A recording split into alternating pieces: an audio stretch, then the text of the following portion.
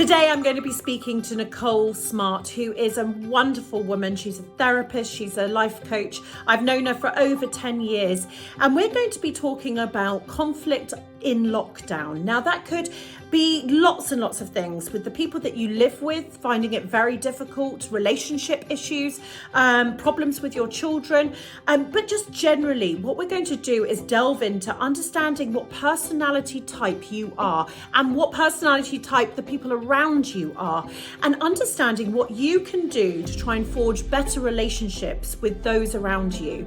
I'm telling you now, it's one of the biggest business tips and tools that you can have to know how you function as a personality and how you interact with others and how to work out what personalities other people are.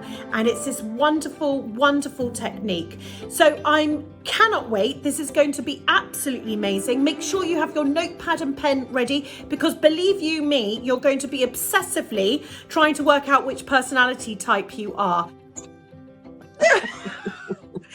Now, Nicole, we're going to go straight into it. I'm going to listen, but I'm going to be almost, you're not going to see my face, everyone. You're going to see the slides and my voice. And then I'm going to come back in once Nicole has done her presentation to you all. So, Nicole, I asked you to come along and talk about conflict or dealing with conflict when we're in lockdown. Okay, so that depends on the individual. There are things that we can do to create happy relationships in lockdown, also manage conflict. But in order to do that, we need to understand ourselves and the person or the people that we are living with. So every human being wants to experience a sense of self-worth. And that sense of self-worth comes from being valued, valuing yourself and being valued by others, in particular, those you are in lockdown with. So if you think about the person you are living with or the people you're living with, they want to be valued by you. They want to feel valued by you. And if you do anything that devalues them or makes them feel that you don't see their sense of self-worth, that you don't see their worth, then that is going to create conflict. We have scientists now who are neuroscientists, and they are able, we have the technology to look inside the brain to see what's going on. And what scientists have discovered through exploring what's going on in the brain is that there are four chemicals in the brain that make up our personality. Firstly, we have estrogen. Estrogen is the nurturing and attachment chemical. It's the chemical that makes us want to help other people, support and nurture other people. Then we have testosterone. That's the chemical that gives us drive, that makes us want to compete and succeed. And then serotonin. Serotonin is the feel-good chemical that makes us feel that all is good and right with the world. And then finally, dopamine. Dopamine is the chemical that makes us want to do adventurous, new and exciting things. Now, we all have all four chemicals in the brain. However, we all have a different mix. And it's that different mix of chemicals that drives the personality, that also drives what makes us feel valued. So one person with a certain dominant brain chemistry will feel valued by very different things to somebody with a different balance of brain chemistry. So let's have a look at the four different types.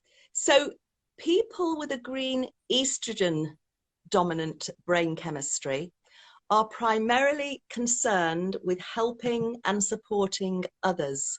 And as I'm going through the four different types, start to ask yourself, where do I see myself and where do I see the person that I'm in lockdown with or the people I'm in lockdown with?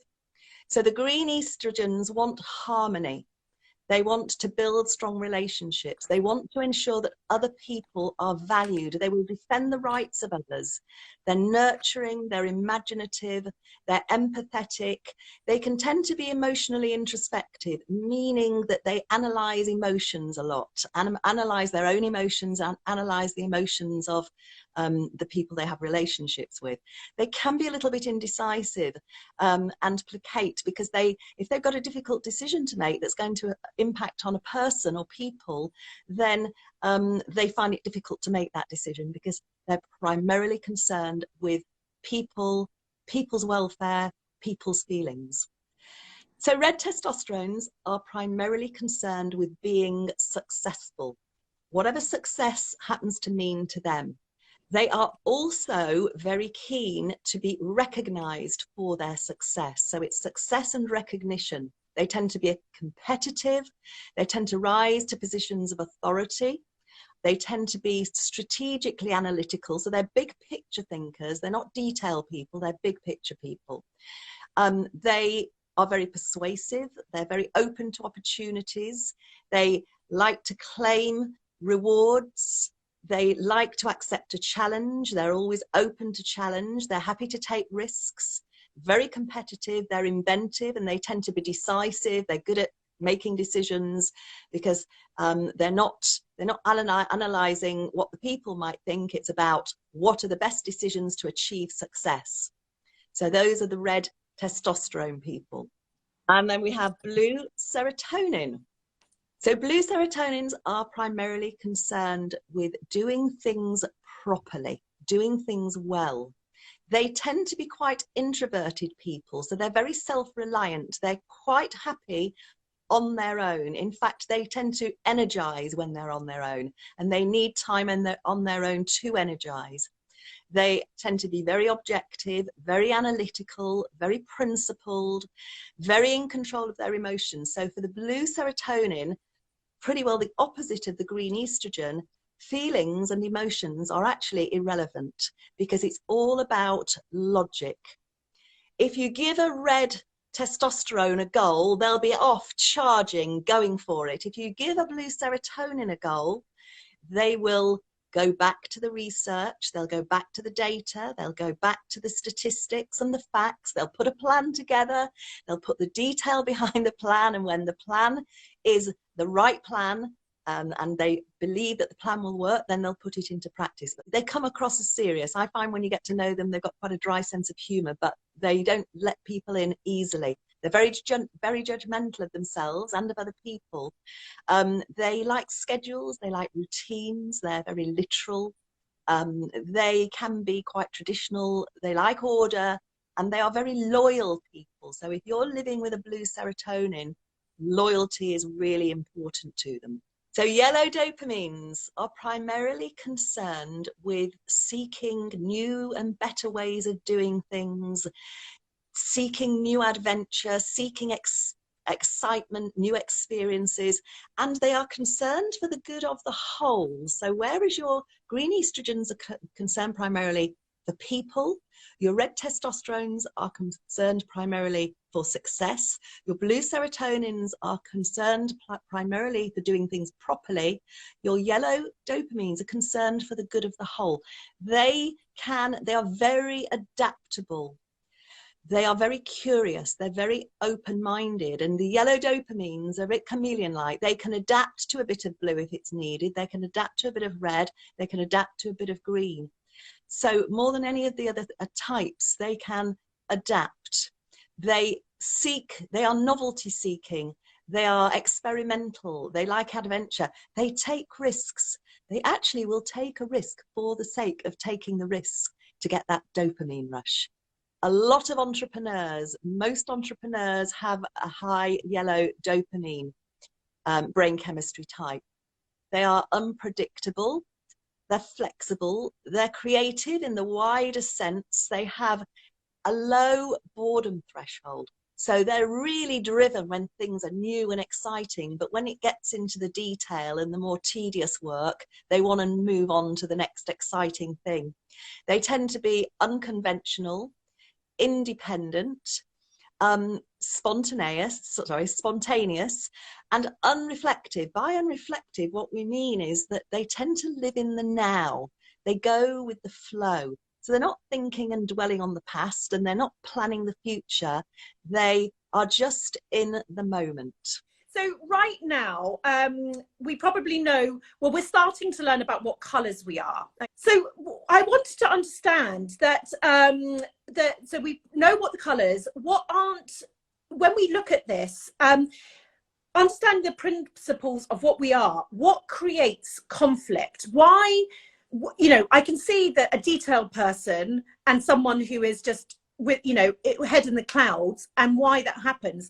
But tell me about what the actual science is behind that. Why does it happen? Okay, yes, just before I go into that, Holly, I've noticed Yes. a couple of people saying, I think I'm a mix of one and another, and that can be the case. Sometimes people are a mix. You usually find one is dominant, but, you know, if you recognize both blue and green in yourself, or red and yellow in yourself, that's perfectly okay. That does happen. Yeah, absolutely. And I think, yeah, that's a really good point, because no, we're all just such wonderful coloured tapestries, aren't we, of little bits of things. But as Nicole said, there's probably a dominant force. And so we're now going to talk about what then that means, why it creates conflict. So what we need to understand about conflict is that conflict happens in stages. We have what we call first stage conflict. And this is when we just notice something isn't quite right. So you might notice a little bit of body language, maybe the expression on the face of the person you're living with isn't looking quite right, or a bit of body language, and you think, something's not right. This first stage conflict is the point at which it is easiest to manage. However, if we don't manage it at first stage, what happens is we go on to second stage conflict, and second stage conflict is more serious. This is when it's getting more difficult. This is when people are hurting each other more. This is when scars start to form. This is when it is more difficult to manage. And even more importantly, if we don't manage it at second stage, we can go to third stage conflict. Now, third stage conflict, we want to avoid at all costs, because it is very serious. This is when maybe we're at divorce stage, or when somebody is severely depressed, or when we're getting into serious abuse. You know, we're talking about real serious conflict. So, as I say, we want to avoid stage 3 at all costs, but we also really want to avoid stage 2. The whole principle of managing conflict with the people we're in lockdown with is obviously trying to avoid it in the first place, and we'll look at that in a moment. But if we do notice that first stage conflict, then we manage it at that point.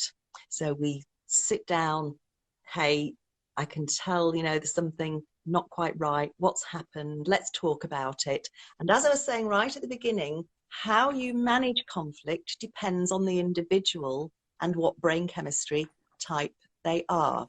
Now, I'd also like you to think about this in relation to your own inner conflict.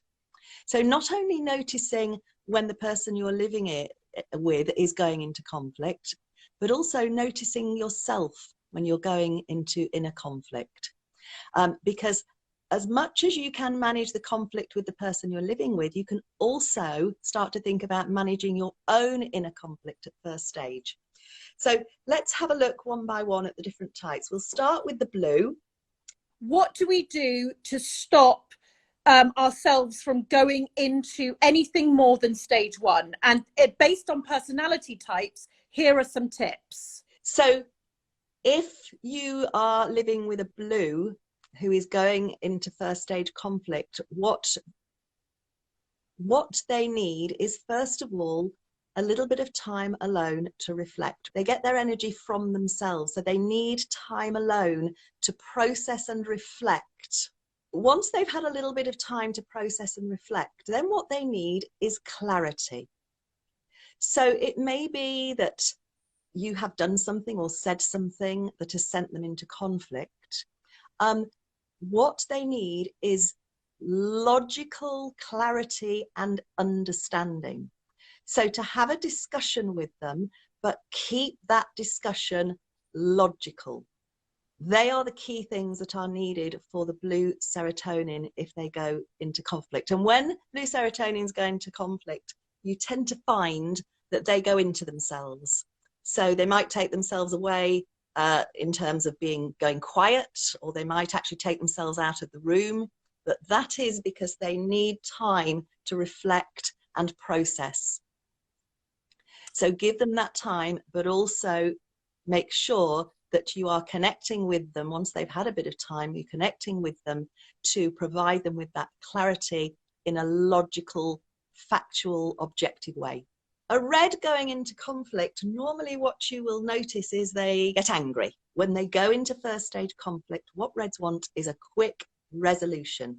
They normally go into conflict because there's an issue, and usually that issue is at odds with them succeeding in whatever it is they're trying to succeed in at that moment in time.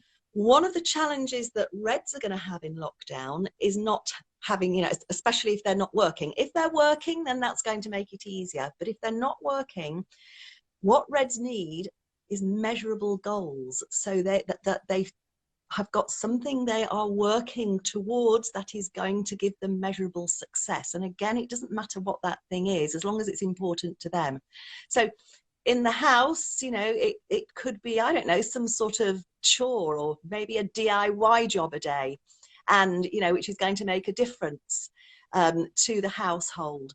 But what's also important, if you remember, reds want recognition for their success. They want to hear that.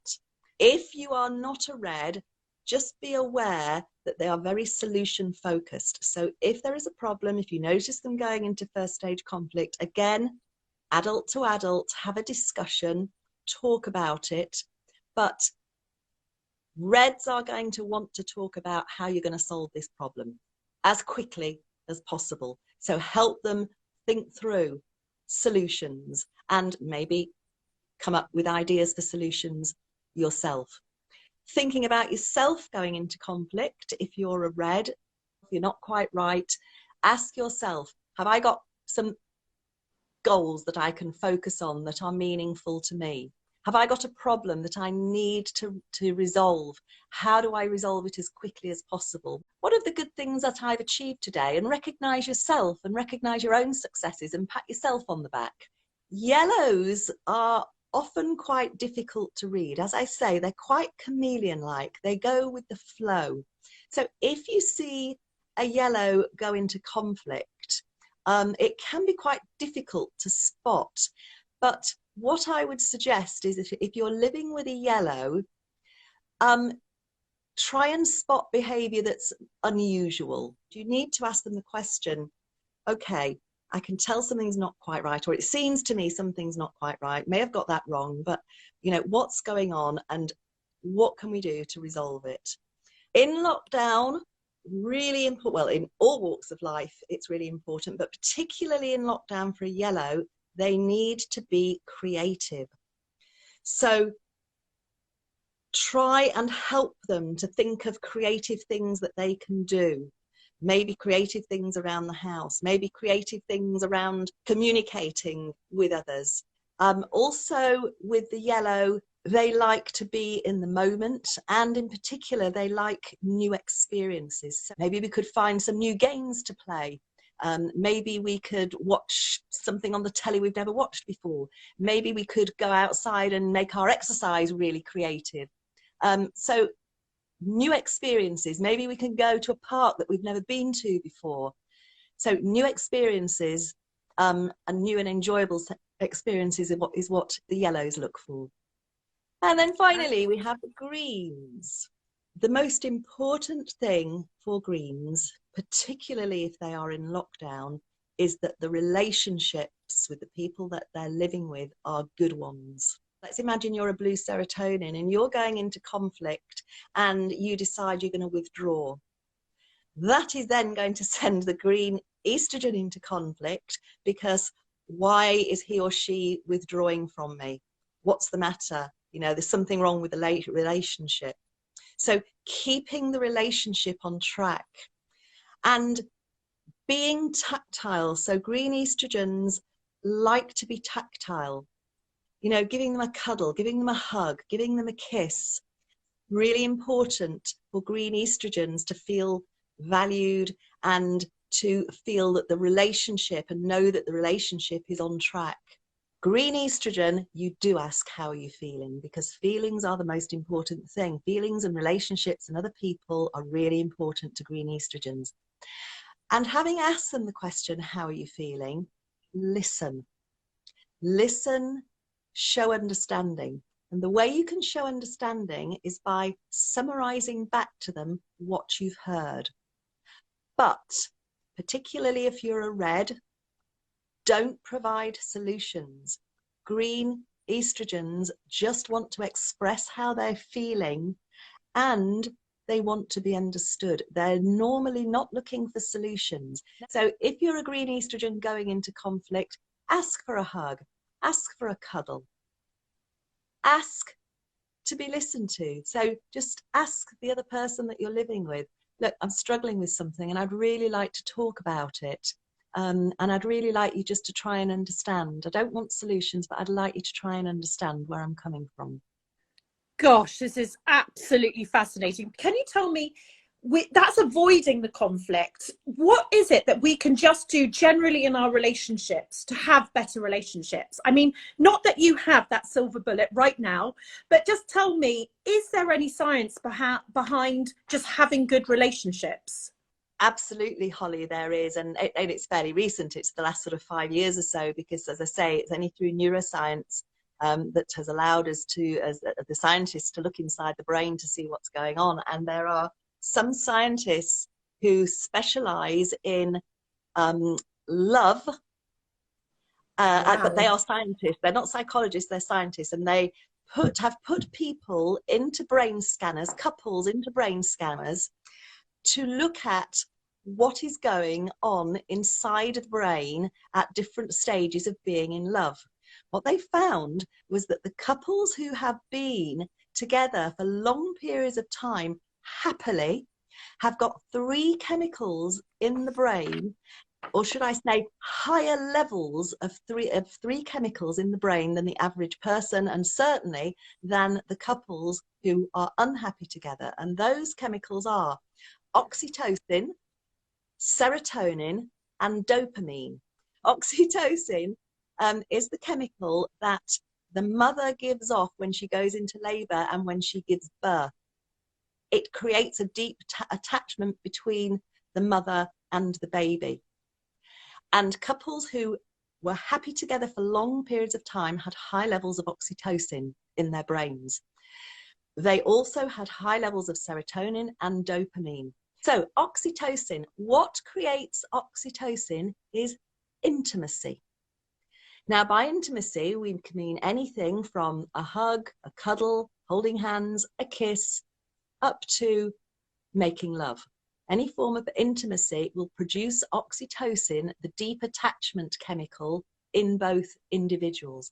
So really important, obviously, if you're in a relationship with a partner or a husband or a wife, especially in lockdown when we're all under more stress than ever, intimacy, hugging, kissing, holding hands is really important. Then serotonin. Let's have a look at what produces serotonin as a couple. For somebody like me who's a relationship coach, I have probably had thousands of couples over the many years come to me, and most of the time when they come to me, they have lost all respect for each other. They are putting each other down, they are criticizing each other. Again, looking inside the brain, scientists have discovered that we all have billions of neurons in the brain, and you'll probably already be aware of that. And these billions of neurons all have little tentacles. And what we now know through science is that when we have a positive thought, a happy thought, the tentacles of the neurons meet up and a chemical fusion takes place, and that chemical fusion releases serotonin, the hormone, the chemical serotonin, the happy chemical. But what we have also now discovered is that when we have a negative thought, an unhappy thought, what happens is the tentacles meet up, but because the thought is negative, the chemical reaction is blocked, which blocks the release of serotonin.